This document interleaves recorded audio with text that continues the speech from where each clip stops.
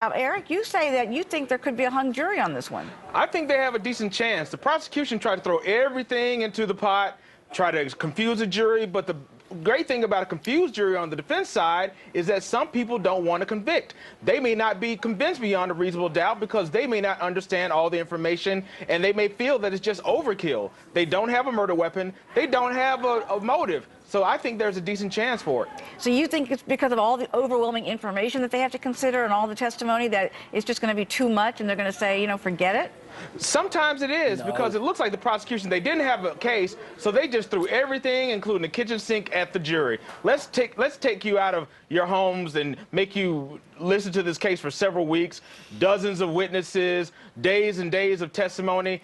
It just seems like too much, which means they just did not have enough, because juries want a motive, they want a smoking gun. They don't even have a gun at all in this case, which I believe this will help this young man, Aaron Hernandez, get a hung jury or maybe even a not guilty. It wouldn't shock me. So, Fred, why is motive not a factor here?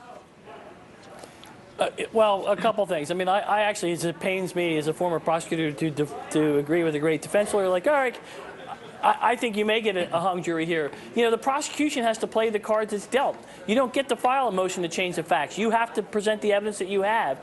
And yes, there was a lot of evidence, but I think the problem in this case is it's a circumstantial case, and if you want the jury to kind of connect the dots, you need to give them a motive. I know every legal scholar will tell you that motive is not an element of the crime of murder, but if you want the jury to kind of go your way and convict this guy in this case, then you need to have a motive. And the last thing is let's not forget, the guy is a celebrity, and fortunately or unfortunately, he kind of comes into court cloaked with that celebrity status, and I think it may help him.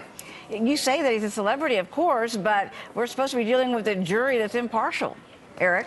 Well, we try to get a jury that's impartial, but the truth is people pay attention to who someone is, how they look, what they wear. All those factors come into play when they're making a decision. And here's this super rich, great-looking guy who they're trying to say, why would this guy kill anyone? All right, we're waiting for that verdict to come in, and when it does come in, of course, we will bring you that news and the latest developments surrounding that case. Gentlemen, thank you so much for weighing in today. Thanks for having me. Thank you.